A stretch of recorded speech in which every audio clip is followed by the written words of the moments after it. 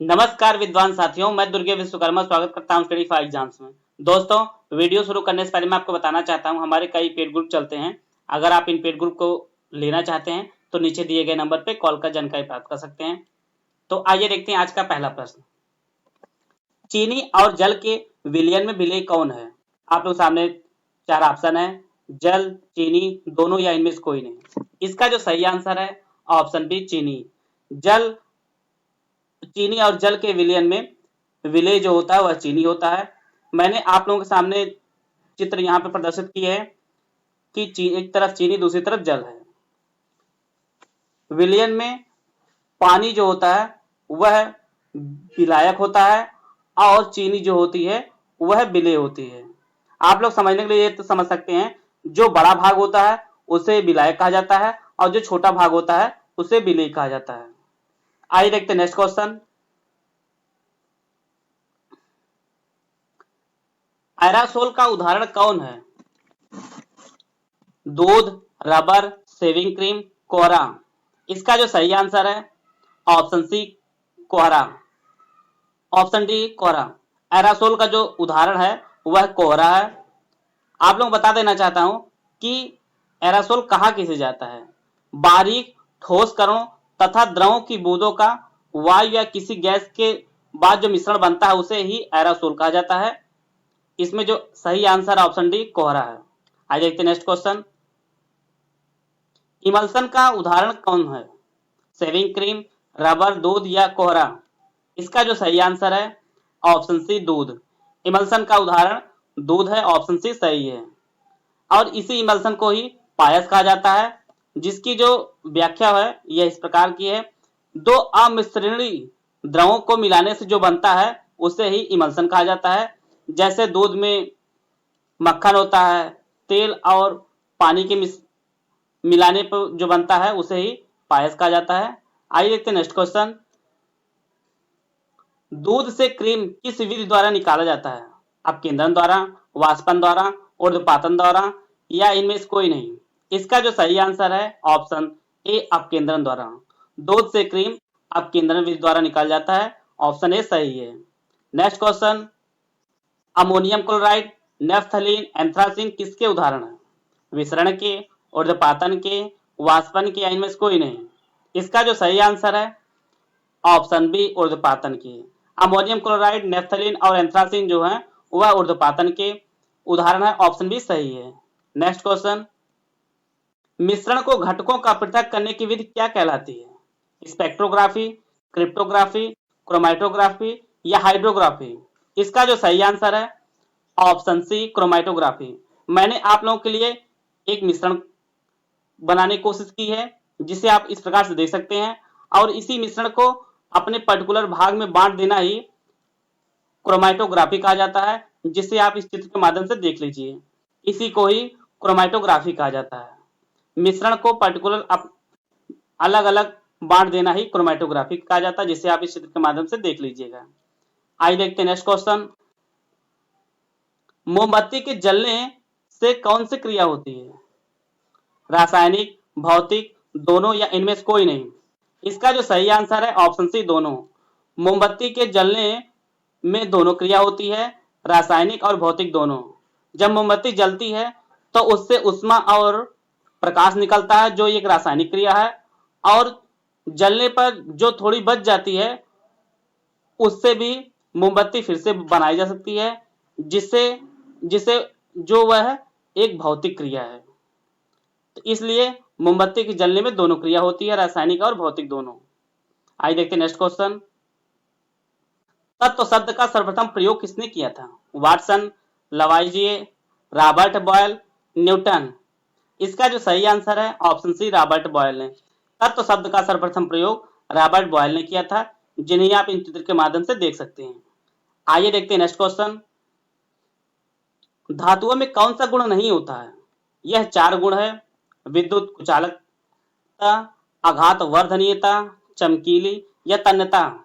इसका जो सही आंसर है ऑप्शन ए, विद्युत कुचालकता का जो गुण है वह धातुओं में नहीं होता। अन्य तीनों आघात वर्धनीयता, चमकीली और तन्यता होती है, जिसे हम इस चित्र के माध्यम दे सकते हैं कि धातुओं को पीट कर उसे चादर के रूप में बना सकता है और इसी को आघात वर्धनीयता कहा जाता है। और वहीं पे धातुओं में चमकीला होने का गुण होता है, जिसे आप इस चित्र के माध्यम से दे सकते हैं। यह सोने का शील्ड है और यह चमकीली है। और इसी प्रकार से धातुओं को दबाव देकर उसे तार के रूप में भी बनाया जा सकता है और इसी गुण को तन्यता कहा जाता है, जिसे आप चित्र के माध्यम से देख सकते हैं। तो तीनों गुण जो होते हैं वह धातुओं में होता है। आइए देखते हैं नेक्स्ट क्वेश्चन। कौन धातु होते हुए भी कमरे के तापमान पर द्रव अवस्था में पाया जाता है? क्लोरीन, नाइट्रोजन, पारा या आयोडीन? इसका जो सही आंसर है ऑप्शन सी पारा। पारा जो है धातु होते भी कमरे के तापमान पर द्रव अवस्था में पाया जाता है, जिसे आप इस चित्र के माध्यम से देख सकते हैं। बहुत लोगों ने पारा को देखा नहीं है, तो आप इस चित्र के माध्यम से देख सकते हैं, यही पारा है। आइए देखते हैं नेक्स्ट क्वेश्चन। ऑक्सीजन एक है अधातु, धातु, उपधातु या इनमें से कोई नहीं? इसका जो सही आंसर है ऑप्शन ए अधातु। ऑक्सीजन एक अधातु है, ऑप्शन ए सही है। Next question. बोरान एक है अधातु, धातु, उपधातु या इनमें से कोई नहीं? इसका जो सही आंसर है ऑप्शन सी उपधातु। बोरान एक उपधातु है, ऑप्शन सी सही है। Next question. कितने तत्व कमरे के तापमान पर गैसें हैं? 9, 11, 2 या 4? इसका जो सही आंसर है ऑप्शन बी 11। इसमें पूछा जा रहा है कि तत्व कितने हैं जो कमरे के तापमान पर गैसें होती हैं, तो उनकी संख्या 11 हो। ऑप्शन बी सही है। Next question. कितने तत्व कमरे के तापमान पर द्रव अवस्था में होते हैं? 11, 5, 2 या 8? इसका जो सही आंसर है ऑप्शन सी 2। ब्रोमीन और पारा जो है वह तत्व कमरे के तापमान पर द्रव अवस्था में पाए जाते हैं, ऑप्शन सी सही है। Next question. सड़े अंडे की गंध किस गैस से आती है? Hydrogen sulphide, methyl isocyanate, helium, nitrous oxide? इसका जो सही आंसर है option A hydrogen sulphide. Hydrogen sulphide gas से सड़े अंडे की गंध आती है। आप लोग कमेंट बॉक्स में बताइएगा कि भोपाल त्रासदी में कौन मुख्य गैस थी। आइए देखते हैं नेक्स्ट क्वेश्चन। जीवन की मौलिक संरचनात्मक इकाई कौन है? बल, पोषण, कोशिका या ऊतक? इसका जो सही आंसर है ऑप्शन सी कोशिका। जीवन की मौलिक संरचनात्मक इकाई जो है वह कोशिका होती है, ऑप्शन सी सही है। Next question. कोशिका की खोज किसने की है? रॉबर्ट हुक, रॉबर्ट ब्राउन, अरस्तु या लिनियस? इसका जो सही आंसर है ऑप्शन ए रॉबर्ट हुक। कोशिका की खोज रॉबर्ट हुक ने की थी, ऑप्शन ए सही है। मैं आपको बताना चाहता हूं रॉबर्ट हुक ने 1665 में कार्क के एक टुकड़े पे देखा था। और मैं आपको यह भी बताना चाहता हूं कि इन्होंने जिस सूक्ष्मदर्शी से देखा था वह खुद ही इन्होंने ही बनाया था। और कोशिका को अंग्रेजी में सेल कहा जाता है और यह एक लैटिन भाषा का वर्ड है और जिसका अर्थ होता है छोटा कमरा। आइए देखते हैं नेक्स्ट क्वेश्चन, जिन्हें आप इन चित्र के माध्यम से देख लीजिए, यही है रॉबर्ट हुक। आइए देखते हैं next question. Amoeba, paramecium, Euglena आदि किस प्रकार के जीव हैं? एक कोश की, बहुकोश की, दोनों या इनमें से कोई नहीं? इसका जो सही आंसर है ऑप्शन ए एक कोश की। ये सभी जीव जो है वह एक कोश की हैं, ऑप्शन ए सही है। Next question. कोशिका के सबसे बाहरी परत को क्या कहा जाता है? माइटोकॉन्ड्रिया, केंद्रक, कोशिका झिल्ली या लाइसोसोम? इसका जो सही आंसर है ऑप्शन सी कोशिका झिल्ली, जिसे आप इस चित्र के माध्यम से देख सकते हैं। यह एक कोशिका का चित्र बनाया गया है और इसके जो बाहरी परत है उसे कोशिका झिल्ली कहा जाता है, ऑप्शन सी सही है। Next question. विलियम रॉन्टगन को नोबेल पुरस्कार कब प्राप्त हुआ? 1901, 1924, 1920, 1921? इसका जो सही आंसर है ऑप्शन ए 1901।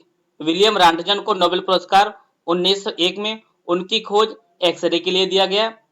इन्होंने एक्सरे की खोज 1895 में ही की थी और इसी के लिए उन्हें 1901 में नोबेल पुरस्कार प्राप्त हुआ। और मैं आपको बताना चाहता हूं भौतिकी का प्रथम नोबेल पुरस्कार इन्हें ही प्राप्त हुआ था।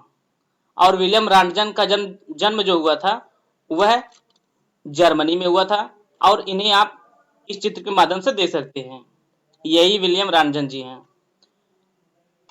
अगर आपको वीडियो अच्छे लगे तो आप लाइक कर सकते हैं, और आप सभी कम से कम एक स्टडी ग्रुप में इस वीडियो को जरूर शेयर कर दीजिएगा। वीडियो को पूरा देखने धन्यवाद। जय हिंद, जय भारत।